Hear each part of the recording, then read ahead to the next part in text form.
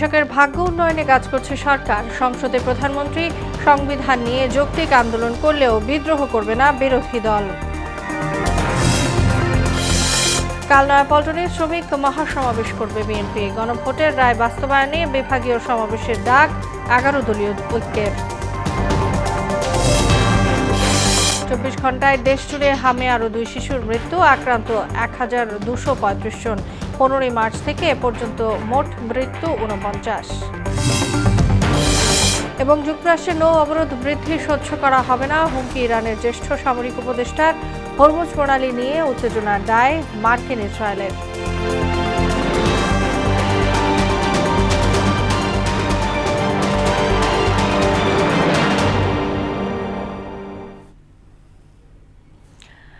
আসসালামু আলাইকুম। মোহনা সংবাদে সবাইকে স্বাগত। এতক্ষণ শুনছিলেন শিরোনাম, পুরো সংবাদের সঙ্গে আছি তাসনুবা বিনতে তাহের।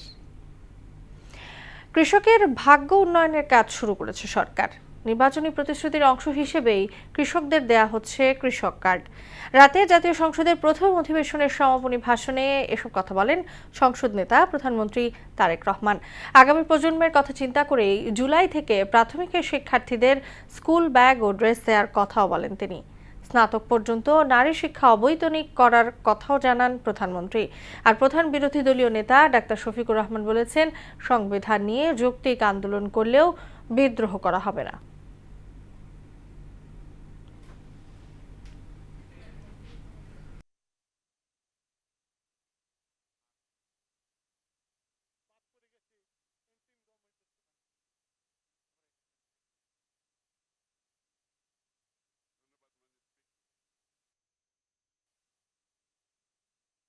আমার অপিনিয়ন আমি দেব, আপনার অপিনিয়ন আপনি দেবেন। আমারটা আপনি শ্রদ্ধা ভরে শুনবেন, আপনারটা আমি শ্রদ্ধা ভরে শুনব। এরপরে যা যৌক্তিক তা নিয়ে আমরা সামনে এগিয়ে যাব। আমরা যদি এতই ক্ষিপ্তা বিরোধী দল হতাম, তাহলে মাননীয় প্রধানমন্ত্রীর এই প্রস্তাবে আমরা সাড়া দিতাম না। আমরা প্রথম দিনই বলেছি সকল ভালো কাজে সহযোগিতা, আর যখনই ভুল দেখব তখনই আমরা কিন্তু প্রতিবাদ করব, আমরা চুপ করে বসে থাকবো না। কৃষকের কাছে ভোট চেয়েছি, কৃষাণীর কাছে ভোট চেয়েছি, সকল প্রকার মানুষের কাছে আমরা ভোট চেয়েছি। আমরা জানি আমাদের কৃষক ভাইদের কি অবস্থা। মাননীয় বিরোধী দলের নেতাকে আশ্বস্ত করে বলতে চাই, কৃষকদের এই সমস্যা থেকে বের করে আনার জন্যই আমরা আমাদের ম্যানিফেস্টোতে কৃষক কার্ড রেখেছিলাম। কৃষকের ভাগ্য পরিবর্তনের কাজ আমরা শুরু করেছি, এই সংসদে নির্বাচিত প্রতিনিধিরা শুরু করেছে। এবং একটু আগে বিরোধী দলের নেতা ওই গ্যালারি দেখিয়ে বললেন যে ওখানে ভবিষ্যৎ প্রজন্ম যারা বসে আছে, ইনশাল্লাহ তারা সেই কাজটিকে এগিয়ে নিয়ে যাবে এই কৃষকদের ভাগ্য পরিবর্তন করার জন্য। মাননীয় স্পিকার, এর আগে দেশের অর্থনীতি ক্রান্তিকালে আছে বলে মন্তব্য করে অর্থমন্ত্রী আমির খসরু মাহমুদ চৌধুরী বলেন, একদিকে পাহাড় সমান খেলাপি ঋণের বোঝা, অন্যদিকে বিগত সরকারে রেখে যাওয়া হাজার কোটি টাকার বকেয়ায় বিপর্যস্ত অর্থনীতি। বিকেলে জাতীয় সংসদে অর্থমন্ত্রী জানান, লুটপাটের খেসারত দিতে গিয়ে সংকুচিত হয়ে আসছে রাষ্ট্রের ব্যয় করার সক্ষমতা। তবে সংকটের মেঘ কেটে যাবে বলে আশা জানান জ্বালানি মন্ত্রী ইকবাল হাসান মাহমুদ টুকু। মনিরুল ইসলামের প্রতিবেদনে থাকছে বিস্তারিত। সংসদে দাঁড়িয়ে দেশের বর্তমান অর্থনৈতিক চিত্র তুলে ধরলেন অর্থমন্ত্রী আমির খসরু মাহমুদ চৌধুরী। এতে আশার চেয়ে আশঙ্কার সুরই ছিল প্রবল। তার মতে, খেলাপি ঋণ যখন জিডিপির 30% ছাড়িয়ে যায়, তখন অর্থনীতির চাকা সচল রাখা কঠিন। 30% অধিক যখন একটা দেশের খেলাপি ঋণ হয়, তখন অর্থনীতির গতি অলমোস্ট থেমে যাওয়ার অবস্থায় চলে আসছে। Almost we are grinding to a halt অর্থনীতি। অর্থমন্ত্রী বলেন, 17 বছর ধরে নির্দিষ্ট একটি গোষ্ঠীকে সুবিধা দিতে গিয়ে ধ্বংস করা হয় ব্যাংকিং খাত। বিদ্যুৎ খাতের 36,000 কোটি টাকার ভর্তুকির ওপর আরও 20,000 কোটির বোঝা চাপছে। এর সঙ্গে যুক্ত হয়েছে জ্বালানি খাতের কয়েকশো মিলিয়ন ডলারের বকেয়া। 508 মিলিয়ন ডলার আপনার বাকি রেখে গেছেন, ওনারা বাকি রেখে গেছেন, পেমেন্ট করে নেই। সেগুলো এখন আমাদেরকে তো পে করতে হচ্ছে এগুলো সব। তবে জ্বালানি পরিস্থিতি নিয়ে স্বস্তির কথা শোনালেন জ্বালানি মন্ত্রী ইকবাল হাসান মাহমুদ টুকু। বলেন, পেট্রোল পাম্পে নেই দীর্ঘ সারি, কমেছে লোডশেডিং এর যন্ত্রণাও। তবে কথা দিয়েও কথা না রাখার আক্ষেপও ছিল বিরোধী দলের বিরুদ্ধে। আমরা কমিটি করেছিলাম এবং আগামী রোববার দিন আমরা ওই কমিটি নিয়ে বসবো, কিন্তু আল্লাহ রহমতে পেট্রোলের লাইন আর নাই, বিদ্যুতের লোডশেডিংও কমে গেছে। তা আমরা কাজ করছি, চেষ্টা করছি দেশটাকে উন্নতির দিকে নিয়ে যাওয়ার জন্য। অর্থনীতির এই ভঙ্গুর দশা থেকে উত্তরণে শহীদ রাষ্ট্রপতি জিয়াউর রহমান ও বেগম খালেদা জিয়ার সংস্কারবাদী দর্শনের কথা মনে করিয়ে দিয়ে অর্থমন্ত্রী বলেন, বর্তমান নেতৃত্বে ভর করেই আসবে মুক্তি। এই অর্থনীতি থেকে বেরিয়ে আসতে হলে যেই ধরনের পরিবর্তন, যোগ্য সংস্কার, ডিরেগুলেশন করতে হবে, সেগুলো আমরা করছি, আপনাদের সহায়তা নিয়ে করতে হবে এগুলো। মনিরুল ইসলাম, মোহনা সংবাদ, ঢাকা। মহান মে দিবস উপলক্ষে কাল মহাসমাবেশ করতে যাচ্ছে বিএনপি। দলটির কেন্দ্রীয় কার্যালয়ে দুপুর 2:30টায় হবে এই শ্রমিক সমাবেশ। এক ব্রিফিংয়ে প্রধানমন্ত্রীর রাজনৈতিক উপদেষ্টা নজরুল ইসলাম খান বলেন, মহাসমাবেশে বক্তব্য রাখবেন সরকার প্রধান তারেক রহমান। এদিকে প্রধানমন্ত্রীর আরেক উপদেষ্টা রুহুল কবির রিজভী বলেন, কর্মসূচিতে ব্যাপক লোক সমাগম হবে। তানজিদ ভূঁইয়ার প্রতিবেদন।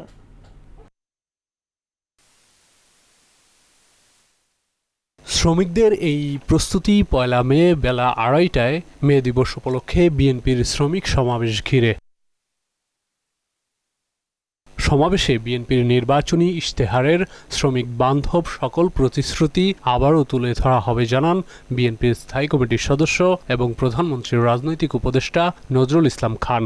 বলেন, বিশাল এই সমাবেশে বক্তব্য রাখবেন সরকার প্রধান তারেক রহমান। সরকার ক্ষমতা আসার পরে জাতীয় সংসদে এর আগে যেসব বিষয়ে আলোচনা হয়েছিল, শ্রম আইনের সংস্কার, সেটা তারা অনুমোদন করেছেন, এটা আইনে পরিণত হয়েছে। এটা যথেষ্ট নয়, আরো কিছু সংশোধন, আরো কিছু পরিবর্তন প্রয়োজন বলে আমরা মনে করি। এগুলো নিয়ে আমরা যথাসময়ে সরকারের সঙ্গে কথা বলবো, এই নিয়ে বা ত্রিপক্ষীয় কমিটিতে আলোচনা হবে এবং আলোচনার প্রেক্ষিতে আইনের প্রয়োজনীয় সংশোধন হবে বলে আমরা আশা করি।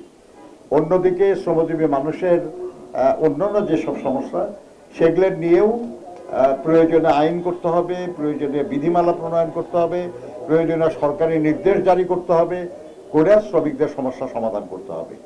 শুক্রবারের সমাবেশে শ্রমিকদের নানা সমস্যা তুলে ধরতে সরকারের কাছে তা সমাধানের দাবি জানানো হবে বিএনপির পক্ষ থেকে। দলটির সিনিয়র যুগ্ম মহাসচিব এবং প্রধানমন্ত্রীর উপদেষ্টা রুহুল কবির রিজভীর আশা, সেখানে বিপুল লোক সমাগম হবে।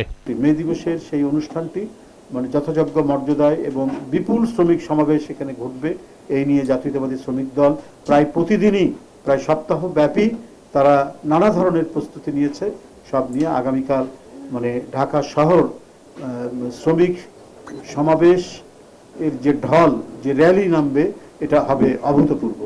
রুহুল কবির রিজভী জানান, সরকার গঠনের পর প্রথম মে দিবস ঘিরে আয়োজিত মহাসমাবেশে দেশের বর্তমান পরিস্থিতি এবং রাজনৈতিক বাস্তবতা তুলে ধরবেন প্রধানমন্ত্রী তারেক রহমান। মাননীয় প্রধানমন্ত্রী, যিনি শ্রমিক, ছাত্র এবং জনগণের একজন অবিসংবাদিত নেতা হয়েছেন সংগ্রামের নেতৃত্ব দিয়ে, ফ্যাসিবাদ বিরোধী সংগ্রামের নেতৃত্ব দিয়ে, তিনি আগামীকাল প্রধান অতিথি হিসেবে বক্তব্য রাখবেন। তানজিদ ভূঁইয়া, মোহনা সংবাদ, ঢাকা। গণভোটের রায় বাস্তবায়ন না করে সংবিধান সংশোধন প্রক্রিয়া শুরু করায় ক্ষোভ জানিয়েছেন 11 দলীয় ঐক্যের নেতারা। জোটে থাকা দলগুলোর দাবি, সরকার জনগণের দেয়া গণভোটের রায় নিয়ে ছিনিমিনি খেলছে। এরই প্রতিবাদে দেশ জুড়ে বিভাগীয় সমাবেশ পালনের ডাক দিয়েছে জামায়াত নেতৃত্বাধীন জোট। বিস্তারিত বিজন কুমারের রিপোর্টে। জুলাই সনদ ও গণভোটের রায় বাস্তবায়নের দাবিতে জাতীয় সংসদে জোরালো আলোচনা চালিয়ে যাচ্ছে 11 দলীয় ঐক্য। পাশাপাশি বিভিন্ন কর্মসূচি পালন করছে 11 দল। এবার দ্বিতীয় দফা কর্মসূচি ঘোষণা করল জামায়াতের নেতৃত্বাধীন এই জোট। আগামী 2 তারিখ সারা দেশে জেলাগুলোতে বিক্ষোভ গণমিছিল আছে। এর মধ্য দিয়ে এই পর্বের প্রোগ্রামের প্রায় শেষ দিকে, 2 তারিখের মধ্যে দিয়ে শেষ হবে। বাংলাদেশের 7টা বিভাগীয় শহরে পার্শ্ববর্তী জেলাগুলো সহ বিভাগীয় পর্যায়ের সমাবেশ করব। সেখানে শীর্ষ নেতৃবৃন্দ উপস্থিত থাকবেন, জাতির উদ্দেশ্যে বক্তব্য রাখবেন। 11 দলীয় ঐক্যের লিয়াজু কমিটির বৈঠক শেষে নিজেদের কেন্দ্রীয় কার্যালয়ে এই কর্মসূচি ঘোষণা করেন জামায়াতের সহকারী সেক্রেটারি জেনারেল হামিদুর রহমান আজাদ। তিনি বলেন, ক্ষমতার অপব্যবহার করে গণভোটের রায় বাস্তবায়ন না করে সরকার সংবিধান সংশোধনের দিকে যাচ্ছে। ক্ষমতার জোর, টোটাল মেজরিটির জোর, এইসবকে কাজে লাগিয়ে তারা এখন সংবিধান সংশোধনের প্রস্তাব আনার জন্য প্রক্রিয়া শুরু করেছে। এটার নিন্দা জানাচ্ছি। সরকারি দলের ছাত্র সংগঠন বিভিন্ন শিক্ষা প্রতিষ্ঠানে সন্ত্রাসী কার্যক্রম চালাচ্ছে বলেও অভিযোগ করেন তিনি। মানুষের বেসিক যে নিডগুলো, স্বাস্থ্য, শিক্ষাঙ্গনে যে সন্ত্রাস হচ্ছে, শিক্ষার পরিবেশ বিঘ্নিত হচ্ছে, বিশেষ করে সরকারি দলের ছাত্র সংগঠন দ্বারা যে সন্ত্রাসী কার্যক্রম চলছে, এই সব কিছু বন্ধ করে দেশে শান্তি ফিরিয়ে আনা, আর শান্তি ফিরিয়ে আনতে হলে গণতন্ত্রের বিকাশ অপরিহার্য। ব্রিফিংয়ে এনসিপির মুখপাত্র আসিফ মাহমুদ সজীব ভুইয়া গণভোটের রায় বাস্তবায়নে আন্দোলন চালিয়ে যাওয়ার কথাও বলেন। গণরায় বাস্তবায়নের পক্ষে জনমত গঠন এবং আমাদের যে রাজপথের আন্দোলন সেটা চলমান থাকবে। স্বাস্থ্য খাতে বর্তমানে নৈরাজ্য চলছে বলেও অভিযোগ করেন 11 দলীয় ঐক্যের নেতারা। বিজন কুমার, মোহনা সংবাদ, ঢাকা। মধ্যপ্রাচ্যের উত্তেজনায় বাংলাদেশের অর্থনীতি ক্ষতিগ্রস্ত হয়েছে বলে মন্তব্য করেছেন ঢাকা দক্ষিণ সিটি কর্পোরেশনের প্রশাসক মোহাম্মদ আব্দুস সালাম। সকালে গুলিস্তান 0 পয়েন্ট থেকে শাহবাগ পর্যন্ত সড়কের সৌন্দর্য বর্ধন কাজের উদ্বোধন অনুষ্ঠানে তিনি কথা বলেন। 1 মাসের মধ্যে গুলিস্তান থেকে শাহবাগ পর্যন্ত একটি মডেল সড়কে রূপান্তরের ঘোষণা দিয়ে ডিএসসিসি প্রশাসক বলেন, দেশকে সুন্দরভাবে গড়ে তুলতে সকলকে একটি করে গাছ লাগাতে হবে। বাংলাদেশের অর্থনীতি আপনারা দেখেছেন, আজকে বিশ্ব অর্থনীতি আজকে মধ্যপ্রাচ্যের যুদ্ধের কারণে ক্ষতিগ্রস্ত, কিন্তু তারপরে আমাদের নেতা তারেক রহমানের মুখে বা কার্যে কিন্তু কোনো হতাশা নাই। তিনি সকল কাজকে সফলভাবে এগিয়ে নিয়ে যাচ্ছেন। আমরা পুরো ঢাকা শহরকেই সুন্দর করে সাজাতে চাই। আমাদের মাননীয় প্রধানমন্ত্রী যে ক্লিন সিটি গ্রিন সিটি করার যে প্রত্যয় ব্যক্ত করেছেন, তার অংশ হিসাবে এখান থেকে আমরা শুরু করলাম। এটা পুরো ঢাকা শহরে আমরা করবো ইনশাআল্লাহ। 24 ঘন্টায় সারা দেশে হামে আক্রান্ত হয়ে আরও 2 শিশুর মৃত্যু হয়েছে। পাশাপাশি এই সময়ে আরও 1235 জনের শরীরে হামের উপসর্গ দেখা গেছে। স্বাস্থ্য অধিদপ্তরের হাম সংক্রান্ত নিয়মিত প্রতিবেদন থেকে এ তথ্য জানা গেছে। 24 ঘন্টায় হামে আক্রান্ত হয়ে ঢাকা ও সিলেট বিভাগে 1 জন করে মোট 2 জনের মৃত্যু হয়েছে। 15 মার্চ থেকে এ পর্যন্ত হামে মোট 49 জনের মৃত্যু হয়েছে। আর সারা দেশে হামের উপসর্গ নিয়ে 227 শিশুর মৃত্যু হয়েছে। এদিকে গেল 24 ঘন্টায় সারা দেশে নতুন করে 84 জনের হাম শনাক্ত হয়েছে। পাশাপাশি এই সময়ে আরও 1151 জন শিশুর মধ্যে রোগটির উপসর্গ দেখা গেছে। আন্তর্জাতিক প্রসঙ্গ, হরমুজ প্রণালী নিয়ে উত্তেজনার দায় যুক্তরাষ্ট্র ইসরায়েলের বলে মন্তব্য করেছেন ইরানের প্রেসিডেন্ট মাসুদ পেজেশকিয়ান। যুক্তরাষ্ট্রের আরোপ করা নৌ অবরোধ বৃদ্ধি করা হলে তা সহ্য করা হবে না বলে হুমকি দিয়েছেন ইরানের সুপ্রিম লিডার মোস্তফা খামেনির জ্যেষ্ঠ সামরিক উপদেষ্টা মোহসেন রেজাই। ঐশী আলমের ডেস্ক রিপোর্ট। যেসব বিদেশি হাজার কিলোমিটার দূর থেকে লোভ ও বিদ্বেষ নিয়ে এই অঞ্চলের সমুদ্র সীমায় এসেছে, তাদের স্থান হবে সমুদ্রের তলদেশে। আর ইরান ও তার প্রতিবেশী আরব দেশগুলো উন্নতি করবে বলে মন্তব্য করেছেন ইরানের সুপ্রিম লিডার মোস্তফা খামেনি। যুক্তরাষ্ট্র ও ইরানের চলমান যুদ্ধবিরতির মধ্যেই ইরানের বিরুদ্ধে হাইপারসনিক ক্ষেপণাস্ত্র মোতায়েনের জন্য মার্কিন প্রতিরক্ষা মন্ত্রণালয়ের কাছে আবেদন করেছে দেশটির সামরিক বাহিনীর কেন্দ্রীয় কমান্ড সেন্টকম।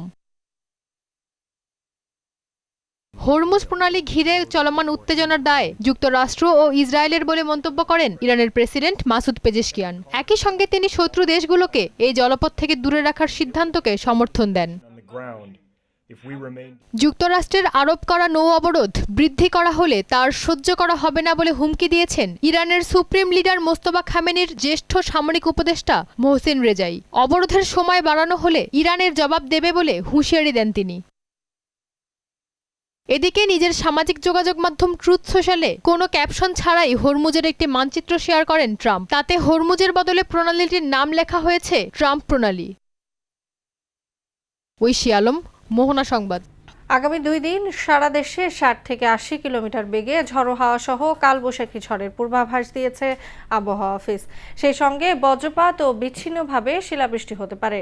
আবহাওয়া দপ্তর জানায়, মৌসুমী বায়ুর প্রভাবে এই বৃষ্টিপাত আরও কয়েকদিন অব্যাহত থাকবে। উত্তর বঙ্গোপসাগর ও তৎসংলগ্ন এলাকায় বায়ুচাপের তারতম্যের আধিক্য অব্যাহত রয়েছে। এর ফলে চট্টগ্রাম, কক্সবাজার, মোংলা ও পায়রা সমুদ্র বন্দরকে 3 নম্বর স্থানীয় সতর্ক সংকেত দেখিয়ে যেতে বলা হয়েছে। আগামী 24 ঘন্টার আবহাওয়ার পূর্বাভাসে যেটা বলা হয়েছে যে রাজশাহী, রংপুর, ঢাকা, ময়মনসিংহ, সিলেট, খুলনা, বরিশাল এবং চট্টগ্রাম বিভাগের অনেক জায়গায় বৃষ্টি অথবা বজ্রসহ বৃষ্টিপাতের সম্ভাবনা আছে। সেই সাথে দেশের কোথাও কোথাও বিক্ষিপ্তভাবে ভারী থেকে অতি ভারী বর্ষণের সম্ভাবনা আছে। আমরা সাগরের অর্থাৎ 4টা সমুদ্র বন্দরকে আমরা 3 নম্বর সতর্কতা সংকেত দেখিয়ে যেতে বলেছি। অতিবৃষ্টি এবং উজানের ঢলে প্লাবিত হয়েছে কিশোরগঞ্জ, সুনামগঞ্জ, নেত্রকোনা সহ দেশের বিভিন্ন হাওড়াঞ্চল। এতে হাজার হাজার হেক্টর বোরো ধান পানির নিচে তলিয়ে গেছে। দিশেহারা হয়ে পড়েছেন লাখো কৃষক। ফসল রক্ষার বাঁধ ভেঙে এবং জলাবদ্ধতায় পাকা ধান নষ্ট হওয়ায় তাদের এখন পথে বসার উপক্রম। সংসার চালানো এবং ঋণ পরিশোধ নিয়ে দুশ্চিন্তায় পড়েছেন চাষিরা। মিশাল বিনতে আনোয়ারের প্রতিবেদন। টানা 4 দিনের ভারী বর্ষণ আর উজান থেকে আসা ঢলে কিশোরগঞ্জের হাওড়াঞ্চলে তৈরি হয়েছে বিষাদময় পরিস্থিতি। তলিয়ে গেছে বিঘার পর বিঘা বোরো ধান। চোখের সামনে তলিয়ে গেছে কষ্টের ফসল। এমন পরিস্থিতিতে সংসার চালানো আর ঋণ পরিশোধ নিয়ে চোখে মুখে অন্ধকার দেখার মতো অবস্থা লাখো কৃষকের। কিছু পানি চলেও গেছে গা, কিছু ধান করছি 800 যেমন ধান করে 1300-1400 টাকা খরচ হয়েছে ধান। কৃষি জমিন সব পানি তোলা নিয়ে গা, আমরা কম পানি মাঝে মুখ পানি মাঝে কেউ কালাকুটি করতেছি। 1 মন ধান 2 মন ধান বেচলে 1 কামলা রোজ হয় না, আমরা চলার মতো আর কোনো পথ নাই। জেলা কৃষি সম্প্রসারণ অধিদপ্তরের উপপরিচালক বলেন, ইতোমধ্যে হাওরে 51% জমির ধান কর্তন করা হয়েছে। তবে ক্ষয়ক্ষতির সঠিক হিসাব পেতে আরও কয়েকদিন সময় লাগবে। সম্প্রতি অতিবৃষ্টি এবং ভারী বৃষ্টির কারণে আজকে দুপুর 12টা পর্যন্ত 2031 হেক্টর জমির ধান ইতিমধ্যে নিমজ্জিত হয়েছে। আমরা নিমজ্জিত জমির পরিমাণ নির্ধারণ করছি। বৃষ্টি যদি অব্যাহত থাকে এই নিমজ্জিত জমির পরিমাণ আরও বাড়তে পারে। এদিকে হবিগঞ্জে অতিবৃষ্টির কারণে খোয়াই নদীর বাঁধ ভেঙে হাওরে ঢলের পানি প্রবেশ করছে। এতে শত শত হেক্টর জমির আধা পাকা বোরো ধান তলিয়ে গেছে। নদীর পানি বৃদ্ধি পেয়ে বাঁধে চাপ সৃষ্টি হলে এই পরিস্থিতির সৃষ্টি হয়। এছাড়া জমি থেকে পাকা ধান কাটার পর শুকানোর জন্য স্তূপ করে রাখা স্থানেও পানি প্রবেশ করছে। 6 একর জমি খাচ্ছি, 6 একর জমি পানির মাঝে পড়ছে। আমার খামলার অভাবে নিজে উদ্ধার করতেছি কমাইয়া, কিন্তু পানি নিতে তলিয়ে গেছে। নখের জমি করছিলাম আমরা, নখের জমি 4 জায়গা লইছে পানির তোলে। যদি সরকার আমরা কিছু সাহায্য করে তো আমরা পাইলাম।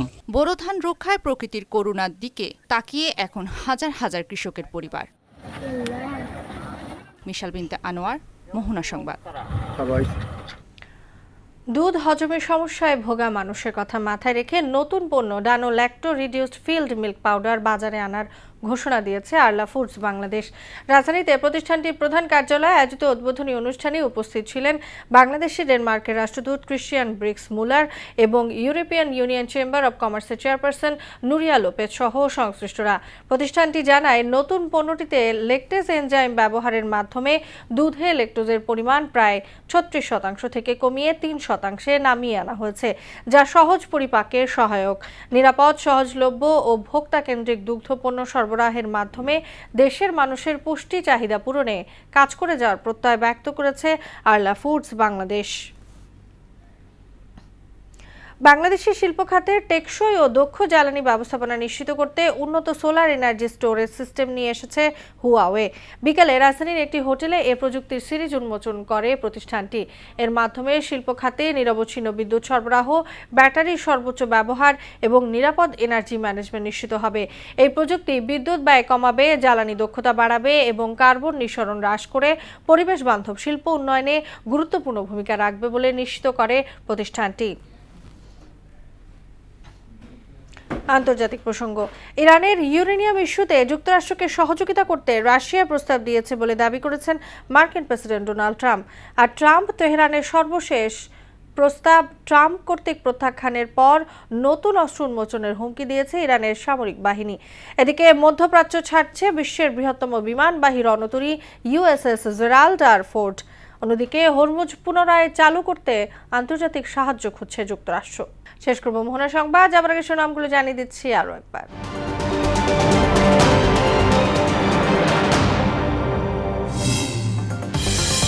কৃষকের ভাগ্য উন্নয়নে কাজ করছে সরকার, সংসদে প্রধানমন্ত্রী। সংবিধান নিয়ে যৌক্তিক আন্দোলন করলেও বিদ্রোহ করবে না বিরোধী দল। কাল নয়াপল্টনে শ্রমিক মহাসমাবেশ করবে বিএনপি। গণভোটের রায় বাস্তবায়নে বিভাগীয় সমাবেশের ডাক 11 দলীয় ঐক্যের। 24 ঘন্টায় দেশ জুড়ে হামে আরও 2 শিশুর মৃত্যু, আক্রান্ত 1235 জন। 15 মার্চ থেকে এ পর্যন্ত মোট মৃত্যু 49। এবং যুক্তরাষ্ট্রের নৌ অবরোধ বৃদ্ধি সহ্য করা হবে না, হুমকি ইরানের জ্যেষ্ঠ সামরিক উপদেষ্টা। হরমুজ প্রণালী নিয়ে উত্তেজনার দায় মার্কিন ইসরায়েলের।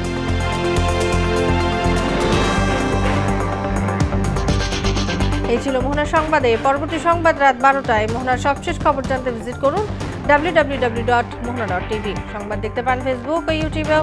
এতক্ষণ সঙ্গে থাকার জন্য ধন্যবাদ সবাইকে।